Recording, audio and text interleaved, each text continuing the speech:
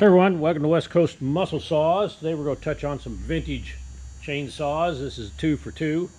You're getting a bonus today. You're getting a Pioneer chainsaw and a McCullough chainsaw. And what we're going to touch on today is the oil burners.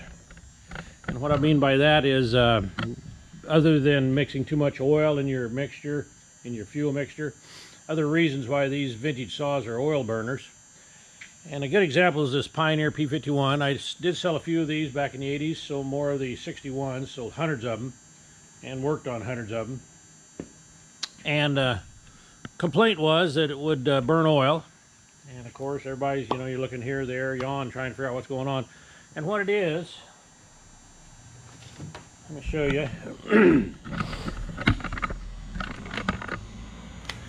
The crankcase on these splits right down the middle. You got your gas over here, your oil here on the reservoirs, right here. You can see the gas and oil caps. And when they built these crankcases, right in between here, there is a little, looks like a little triangle piece of aluminum they had to leave in there for manufacturing, and it is epoxied to separate the oil and the gas reservoirs. And over time, with heat and everything, this would loosen up, not break out all the way, but loosen up, and would weep bar and chain oil, gas back and forth. And worst case, and what would happen is when you're taking this oil cap off, and there's that little ring in there that keeps it from coming out, when you go to put it in, if this is loose and you push it in, you would accidentally pop that little piece out, and then you had a problem. And of course, you've got to two ways to fix it. Tough way and then a shortcut, hack. Tough way was to split this case, and that meant tearing that whole saw down. You tore it down to bare nothing, split the case, pulled the crank, cleaned everything up, set that little piece of aluminum in there with some epoxy and let it sit overnight, and put it back together. You're talking back then probably an hour and a half, 2 hour job to split that case. And of course the guys wanting their saws, pronto. The other hack we came up with was to take the oil cap, gas cap off, drain that reservoirs bone dry, and clean it, pressure wash in there, clean everything really good, fish out that little aluminum triangle, clean it, take a wire wheel, clean it all up, reach in there through the gas cap, that's where the side that they epoxied, scrape the area real clean, and then you can, with a couple of little forceps tools, you can put some material, some JB weld or whatever, on that little triangle and put it into place and apply a little pressure and get it to squish in there, lay it on its side. Works beautiful. Did a beautiful job. And of course it was a 20-minute job, 30-minute job compared to the hour and a half, 2 hours, whatever it took you to do that.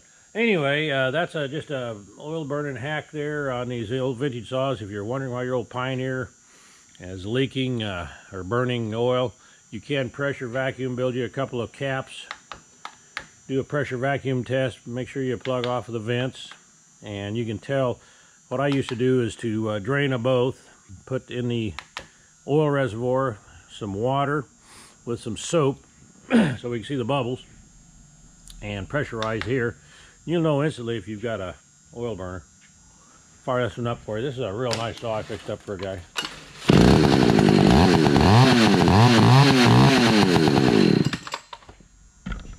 Oil burner number 2, the old McCullough. These were known for burning oil. And what it is, let me show you here, is inside the oil reservoir, the oiler set. And originally these oilers were metal with a gasket, paper one, a real thin one, and you didn't have too much oil burning going on. Well, they cheapened up, or for whatever reasons they started making them out of plastic.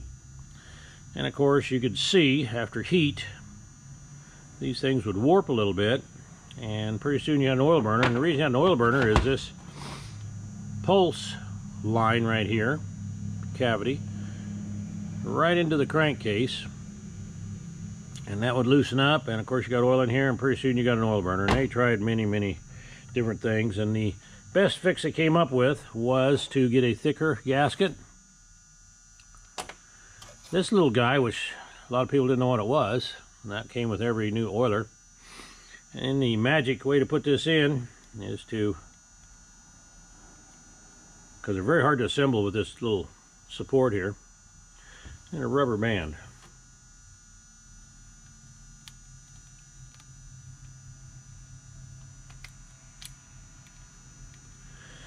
And that would hold it in place so you didn't have to try to hold everything, because you have very little room in here to set this. And that's what you would do. And after you get it in place, you would apply pressure gently on each side, and that would push that back piece down, hold it so it's nice and secure against that thicker gasket.